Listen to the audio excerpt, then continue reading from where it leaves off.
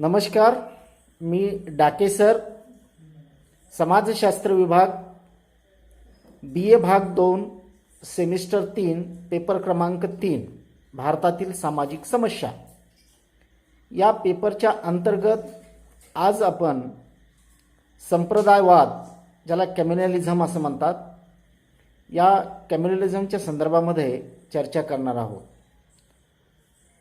संप्रदाय या संदर्भाने त्याचा अर्थ, कारणे आणि उपाययोजना अशी या 3 भागामध्ये याची विभागणी केलेली आहे. संप्रदायवादाचा अर्थ सांगण्याच्या पूर्वी थोडीशी त्याची प्रास्ताविक किंवा प्रस्तावना बघणे आवश्यक आहे. सांप्रदायिकता किंवा संप्रदायवाद ही एक अत्यंत गुंतागुंतीची सामाजिक घटना आहे. संप्रदायवादाला मानसिक, सामाजिक, ऐतिहासिक, आर्थिक, राजकीय आणि सांस्कृतिक अशी बहुविध परिमाणे आहेत. त्यामुळेच संप्रदायवाद ही अत्यंत गुंतागुंतीची आणि बहुमुखी वास्तविकता आहे. संप्रदायवाद या संज्ञेचा नेमका अर्थ समजून घेण्यासाठी आपल्याला या संकल्पनेच्या काही व्याख्यांचा विचार करावा लागेल.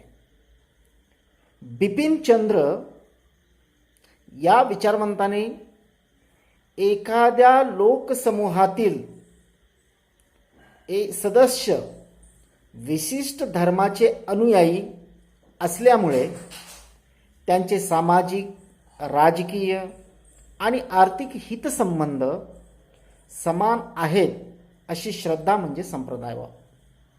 बघा, एखाद्या लोकसमूहातील सदस्य विशिष्ट धर्माचे अनुयायी असल्यामुळे त्यांचे सामाजिक, राजकीय आणि आर्थिक हितसंबंध समान आहेत अशी श्रद्धा म्हणजे संप्रदायवाद. 2. हरिकृष्ण रावत या विचारवंताने कशी व्याख्या केलेली आहे बघा. जेव्हा संप्रदायवाद, सांप्रदायिकता, सांप्रदायिक दृष्टिकोन इत्यादी शब्दांचा वापर केला जातो तेव्हा त्याचा अर्थ 2 संप्रदायातील सांप्रत विद्वेष, तणाव, संदेह किंवा संघर्ष याविषयीचे भाव स्पष्ट होत असतात. या प्रकारचा विद्वेष अथवा तणाव धर्म, भाषा किंवा वंश यावर आधारित असतो. भारताच्या संदर्भामध्ये या शब्दाचा वापर प्रामुख्याने विविध धार्मिक समुदायादरम्यान असणारा भेद किंवा वैमनस्य याविषयीची जाणीव व्यक्त करीत असतो. सामान्यपणे जेव्हा एका समुदायातील किंवा धर्मातील लोकांनी दुसऱ्या समुदायातील धर्मातील लोकांविरुद्ध वर्तन केलेले असते तेव्हा त्याला संप्रदायवाद असे म्हटले जाते. संप्रदाय या संज्ञेद्वारे 2 समूहातील विद्वेष, तणाव, शत्रुत्व आणि संघर्षाच्या भावना याचा उद्रेक होत असतो. समुदायातील विद्वेषपूर्ण, तणावजन्य अथवा संघर्षात्मक स्वरूपाचे संबंध, मग ते धर्म, भाषा, वंश यासारख्या निकषांवर आधारलेले असते. पण भारतीय समाजात संप्रदायवादाचा प्रमुख आधार धर्म हाच दिसून येतो.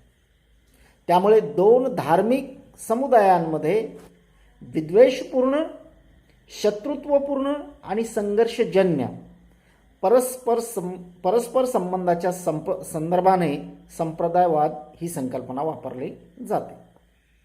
विशिष्ट धर्माचे अनुयायी असल्यामुळे आपले सामाजिक, आर्थिक आणि राजकीय हितसंबंध समान आहेत अशी संघर्षमान असलेल्या दोन्ही धार्मिक समुदायातील सदस्यांची एक भावना असते. त्याचप्रमाणे आपले सामाजिक, आर्थिक आणि राजकीय हितसंबंध परस्पर विरोधी आहेत अशी ही प्रतिस्पर्धी धार्मिक समुदायाची एक धारणा असते. संप्रदायवादाला ऐतिहासिक संदर्भ आहे. संप्रदायवादात धर्मसणापेक्षा धर्मरक्षणापेक्षा बिगर धार्मिक स्वरूपाच्या विशेष करून आर्थिक आणि राजकीय हितसंबंधाच्या संदर्भाने संरक्षण आणि संवर्धनाचा प्रधान हेतू असतो. संप्रदायवाद हा राजकारणाचाच एक महत्त्वाचा पैलू ठरतो. संप्रदायवादी शक्ती धर्माच्या नावावर राजकीय सत्ता हस्तगत करण्याचा किंवा टिकवून ठेवण्याचा प्रयत्न करीत असतात. धार्मिकता आणि संप्रदायवाद या संदर्भाने विचार करत असताना आपल्याला असं म्हणावं लागेल, एखाद्या व्यक्तीने किंवा समुदायाने विशिष्ट धर्माच्या तत्वावर विश्वास ठेवणे आणि धर्म पुरस्कृत केल्याप्रमाणे प्रत्यक्ष वर्तन करणे हे धार्मिकतेचे लक्षण आहे. पण धार्मिक वृत्ती धारण करणे म्हणजेच संप्रदायवाद असणे नव्हे. आपला देश धर्मनिरपेक्ष आहे आणि प्रत्येकाला आपण धर्माप्रमाणे वर्तन करण्याचे स्वातंत्र्य आहे. संप्रदाय व्यक्ती मात्र खऱ्या अर्थाने धार्मिक प्रवृत्तीच्या नसतात. आपल्या व्यक्तिगत राजकीय स्वार्थासाठी धर्माचा ते साधन म्हणून वापर करीत असतात. नंबर 2चा मुद्दा आहे कर्मकांड आणि संप्रदायवाद. व्यक्तिगत आणि सामूहिक पातळीवर ईश्वराला प्रसन्न करून घेण्याच्या हेतूने ईश्वराची पूजा अर्चा करणे, यज्ञ करणे, जप तप करणे, विधी पार पाडणे, प्रार्थना करणे, नमाज पठण करणे, विशिष्ट कपडे परिधान करणे इत्यादी बाबी म्हणजे कर्मकांड होय. नमाज पढणे किंवा आरती करणे या गोष्टी खऱ्याखुऱ्या धार्मिक भावनेने केल्या जात असतील तर त्यांना सांप्रदायिक कृत्य म्हणता येणार नाही. पण सामूहिक कर्मकांडवादाला जेव्हा राजकीय स्वरूप प्राप्त होते तेव्हा त्यातून धार्मिक मूलतत्ववादाचा आणि सांप्रदायिकताचा विकास घडून येत असतो.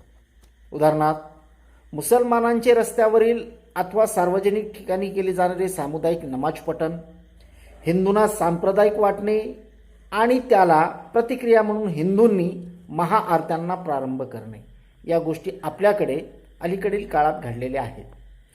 राजकीय हेतू मनात ठेवून इतर धर्मियांना डिवचण्यासाठी केला जाणारा कर्मकांडवाद सांप्रदायिकतेचे लक्षण ठरत असतो. कर्मकांडवादाचे राजकीयकरण सांप्रदायिकतेला उत्तेजन देणारे ठरत असते. धार्मिक मूलतत्ववाद आणि संप्रदायवाद याच्या संदर्भामध्ये बोलत असताना आपल्याला असं म्हणावं लागेल की मूलतत्ववादाचा संप्रदायवादाशी अतिशय जवळचा संबंध आहे. मूलतत्ववाद ही एक धार्मिक चळवळ आहे.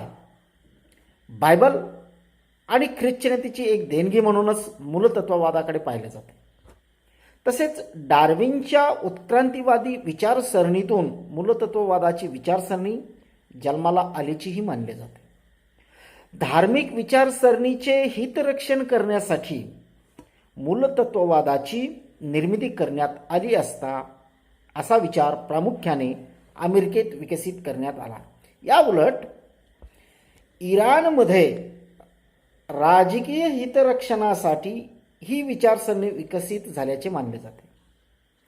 मूलतत्ववाद हा एकतर सत्तेशी